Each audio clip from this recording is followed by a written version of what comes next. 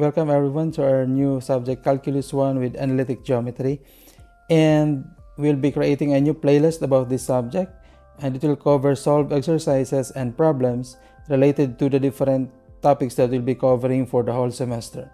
So for this first video, the topics will be points on the Cartesian plane, the distance between 2 points, and the midpoint between 2 points. So we'll start with number 1. It says here in the first exercise, plot the points in the Cartesian plane of these points negative 5, 3, negative 1, negative 1, negative 2, 4, 2, 0, and 1, negative 6. Very simple, I think. Simple lang po ang gagawin natin dito. I-plot lang po natin ito sa Cartesian plane. Ang Cartesian plane po natin ay meron tayong x and y axis. Ito po yung ating x-axis at ito po yung ating y-axis. So, ang inyo mong gagawin ay ipa-plot po natin itong mga points natin. So, the first point here is negative 5 and 3. So, i-count lang po natin yan. Saan po yung negative 5? Mag-count po tayo ng papunta sa kaliwa ng negative 5. Okay, 1, 2, 3, 4, 5. Dito yung position ng negative 5. Then, ang y value po natin ay 3. So, we'll count 3 units upward po. Kasi positive yan. 1, 2, and 3. And we'll find the intersection. So, saan po yung intersection natin? The intersection will be here. Okay? So, this is the coordinate of negative 5, 3. Okay, that is in the second quadrant. Okay, the next point here is negative 1, negative 1. Okay, so, sa banda pa yung negative, parehong negative po yan. So, ibig sabihin, nandoon po iyan sa third quadrant. Kasi ang symbol po natin dito, kung nyo pa mabalikan, dito po ay parehong positive. Okay, dito naman po ay negative, positive. Then sa third quadrant po ay parehong negative at saka sa fourth quadrant ay positive, negative. Okay, so atin pong pangalawang value dito ay negative 1, negative 1. Ibig sabihin na sa third quadrant po. Bibilang lang tayo ng 1 unit papunta po dito sa kaliwa at 1 unit din po papunta sa baba. Ano dito po yung ating point? Yan. Yan po yung ating location ng negative 1, negative 1. Kaya sana nakikita nyo yan ha, ang ating illustration. Okay? And third point here is negative 2, 4. So, negative at saka positive. So, ibig sabihin, nandoon yan sa second quadrant. Okay? So, magbibilang po tayo ng 2 units papunta sa kaliwa. So, 1, 2. Then after that, akyat po tayo ng 4 pataas. 1, 2, 3, 4. That's the location of the next ordered pair. Okay? That is negative 2, 4. Second quadrant. And the third value here is 2, 0. Okay? 2, 0. Pareho pong positive. So, ibig sabihin na sa first quadrant yan. Kaso, ang atin pong x value ay 2 at saka ang y value po natin ay 0. Ibig sabihin yan, magbibilang lang po tayo ng 2 units dito sa x-axis. Then, hindi tayo gagalaw dyan. Bakit hindi po tayo gagalaw dyan at aalis? Dahil po ang ating value po dito ng y ay 0. So, nandito po yung position natin ng 2, 0. Ang location niya po hindi nasa sa quadrants, kundi nandyan po siya sa positive part ng x-axis. Okay? Sige. Ang last point po natin ay 1 and negative 6. So, ano po yung quadrant yan ng 1, negative 6? Positive at saka negative. So, nasa fourth quadrant po yan. Okay, so bilang po tayo ng ilang units daw sa x. 1 unit po sa x. Then, 6 po sa y. 1, 2, 3, 4, 5, 6. Okay. So, this is now the location of our ordered pair, negative 1, positive 6. So, simple as that. That's the first answer. Actually, before I continue, your subject pala is Calculus 1 with Analytic Geometry. And this part is not calculus. This is only analytic. Okay, analytic pa po ang part na ito. Kasi dito yung magsimula yung calculus sa slope. So, ang slope naman po ay magsimula sa Cartesian plane. So, dito talaga nagsimula sa topic na ito. Sana nakuha nyo yan ha, ang number 1. Okay.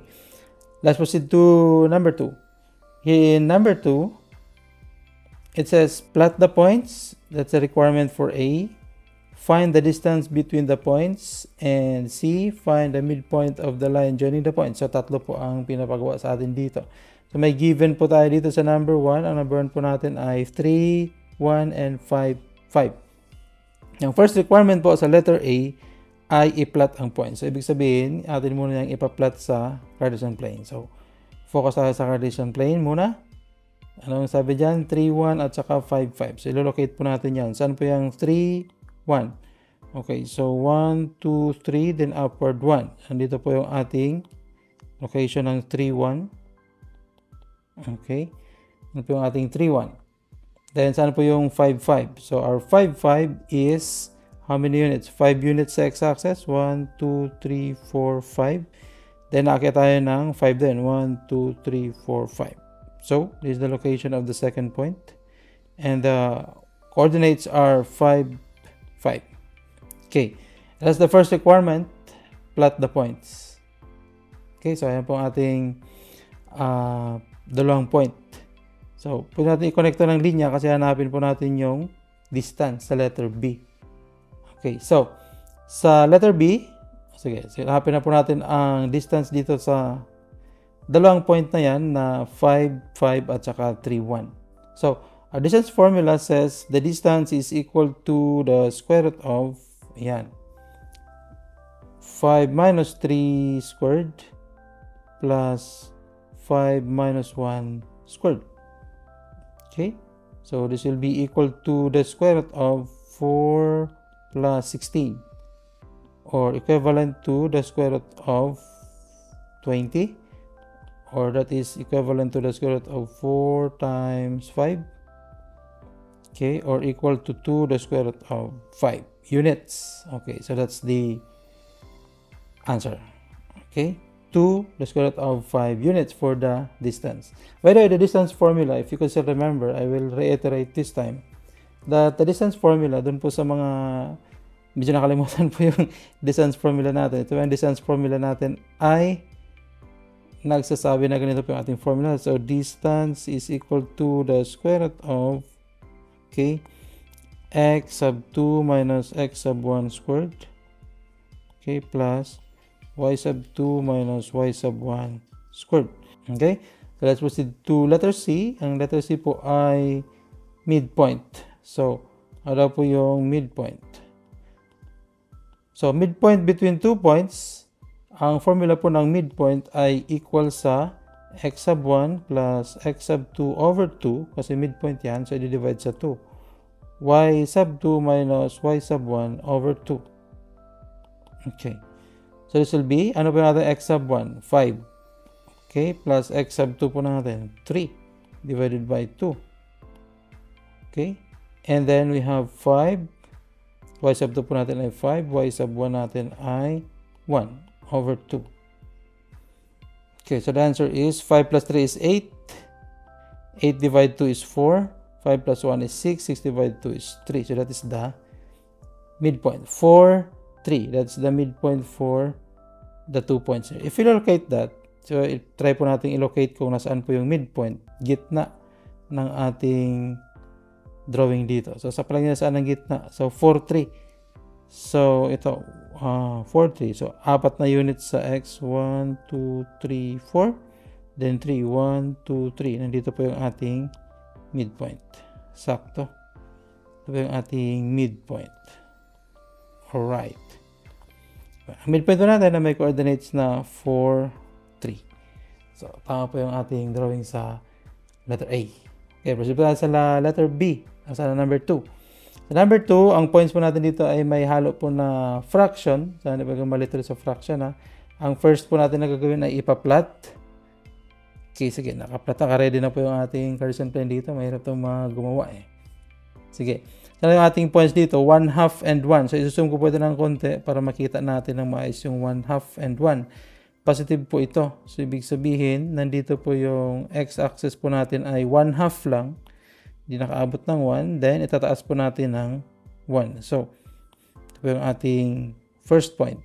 That is 1/2, 1. Okay?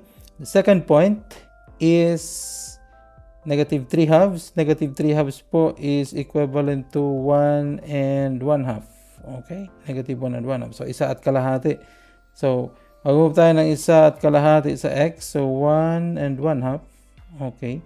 Then, bababa po tayo ng 5. 1, 2, 3, 4, 5. Okay. Ito po yung ating next point. So, that's the 2 points. So, ito yung ating distance na hanapin mamaya. Okay, so i-level ko lang muna. Ito po yung ating negative 3 halves and negative 5. Tingnan nyo ha, dalawang negative yan. So, ibig sabihin, pag dalawang negative, ang atin pong point na ito ay nasa third quadrant. Okay, yan po yung ating sagot sa number 1. Ang ating next na gagawin is hanapin ang distance. Okay, so for letter B, hanapin po natin ang distance between the 2 points. So, distance, gamitin po natin ulit ang formula na ito. Ito po yung ating distance formula ha. Huwag nyo itong kalimutan. I-level muna natin ha. So, for example, ito yung ating x sub 1. Ito yung ating x sub 2. Ito yung ating y sub 1. At saka ito yung ating y sub 2. Okay. So, substitute lang po natin sa formula. So, this will become the square root of, the distance now will be x sub 2 minus x sub 1. So, x sub 2 is negative 3 halves. Okay. Minus 1 half. I-squared po natin yan. Plus, ang ating y sub 2 which is negative 5 minus 1. Ang ating pong y sub 1. So, this will be equal to 4 plus negative 5 minus 1 is negative 6. Pag squared po natin yan is 36. Okay, 4 plus 36 or equal to the square root of 40. Or pag i-simplify po natin yan, ay square root po yan ng 4 times 10. Right? Okay. So, final answer is 2 the square root of 10 units. Okay, yan po yung sagot natin sa distance ng dalawang points na yan. And letter C, ano po yung ating gagawin sa letter C? Ang sabi sa letter C ay kukunin natin ang midpoint. Okay. Anong formula natin sa midpoint? X sub 1 plus x sub 2 over 2, y sub 1 plus y sub 2 over 2. Okay, so substitute lang po natin yan. So that will become x sub 1 plus x sub 2. So 1 half, okay, plus negative 3 halves divided by 2. Okay, then ito po yung y sub 1 minus y sub 2. So this will become 1. Okay, plus negative 5 divided by 2. So ano po yung ating magiging sagot dito? Magiging sagot ay negative 1 half. Okay, and negative 2.